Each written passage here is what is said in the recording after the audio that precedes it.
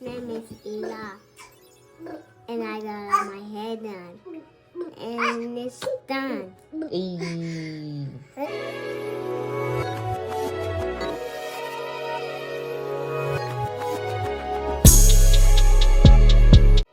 Hey y'all, welcome back to another tutorial. This time, this video is my son's wash day, and as much as I love and he loved getting his hair done, it's a process. He don't like to sit still, and he want to joke around and play and do everything while he get his hair done, but nah, not tonight. Especially because we were starting this at midnight, because we all woke up late and we were starting at midnight, and we didn't get done until 3:30 playing around with him. So yeah, and we'll probably end up doing this again early in the morning. But here I'm just washing his hair out.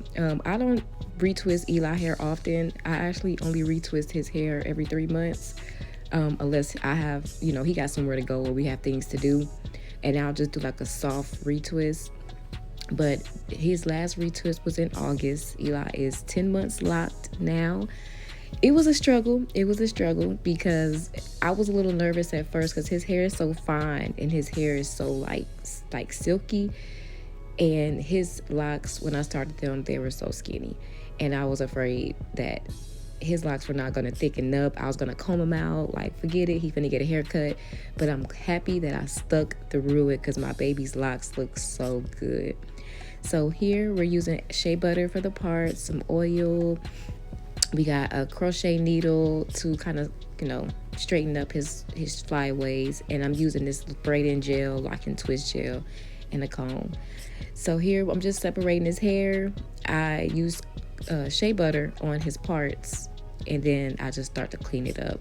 I'm not trying to get perfect parts. I just want them to look clean, okay? I don't care if they're even or not. As long as they look clean, it's fine with me.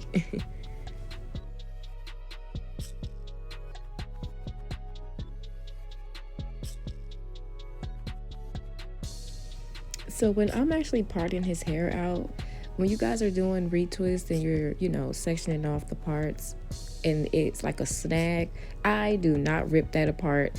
I believe that is what will, kind of mess up your locks in the long run. So I just find where the hair just slips out, and then I'll proceed to try to go retwist.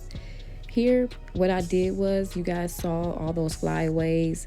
We don't do that. Not on his hair, because this retwist will be for nothing if I did not crochet that hair together. So what I did was I just retwisted the roots where I wanted, his hair to be twisted at, and then I started to wrap the hair, and then I crochet. And then when I get to the ends, I lift up his ends because his ends are straight. So I lift up his ends, and then I crochet the ends so that it's like together. And I know y'all saw that before and after. Your girl got game when it comes to doing hair, especially when it comes to retwists. And that's why it's really important when you're doing your clients, your kids, yourself, a good wash will set the foundation for how these retwists is going to turn out. And as you see here, I'm just crocheting, wrapping, and crocheting, because with Eli, he's an outside kid and he's a boy's boy, and he will get into anything. He like to shake his hair. He like to, mess around with his hair. And if I don't crochet it, then, like I said, all of this will be for nothing. By tomorrow, his hair will be back frizzy, sorry. So y'all saw, you see the ends? I'm just taking those ends, crocheting them, and I double back between my double prong and my one prong. So I want to get his ends in, you know what I'm saying? I don't want all them strays at the end of his hair. And this is what I do to his whole head, y'all. Nothing fancy, nothing, just get in there, get it done, get out. So I'm gonna let y'all watch me do his hair. I'm not gonna do too much talking, and then I'll just jump in if I feel like I need to, give y'all some tips or something. So enjoy the video.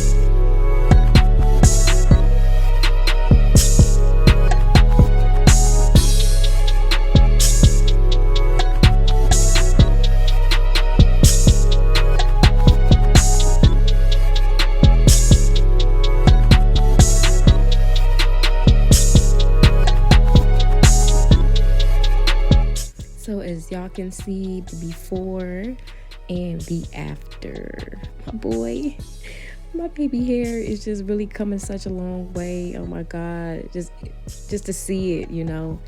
I didn't have hope at first. At first, all hope was lost. But now the hope is back.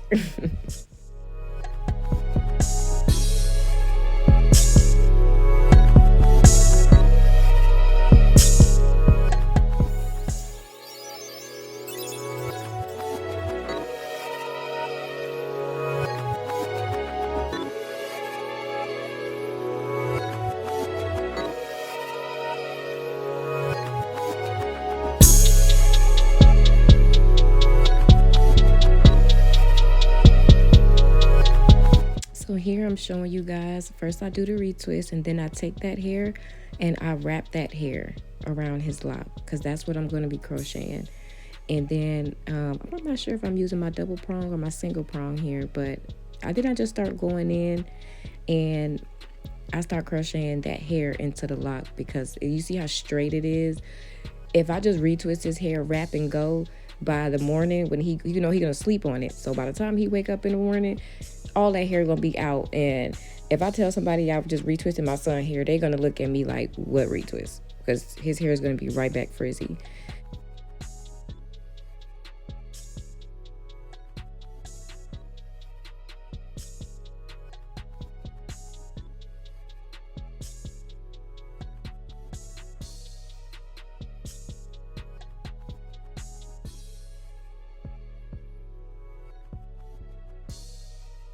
And you see the ends on this lock versus if you look on the other side, look at his ends, they're straight at the end. So that's why I lift up and I crochet the ends of his locks. And then also, I didn't show it, but on one of his locks, it was so thin and then it got thick again and then it started getting thin. So what I did was, instead of me just crocheting the ends of it, I lifted it up so that I can crochet the lock and the ends of the hair together to make that lock thicker. I know it sounds super confusing, but for all of my locticians out there who know and do lock maintenance, when a person's lock is thinning but it gets thick in a certain area, you can like lift them together and then crochet them together and it'll make that lock full again. So if you need to, if it's that serious, if I have to do a video to show you, because he have some other locks that needs more maintenance, let me know. I got you guys. I'll do a separate video and show you what I'm talking about.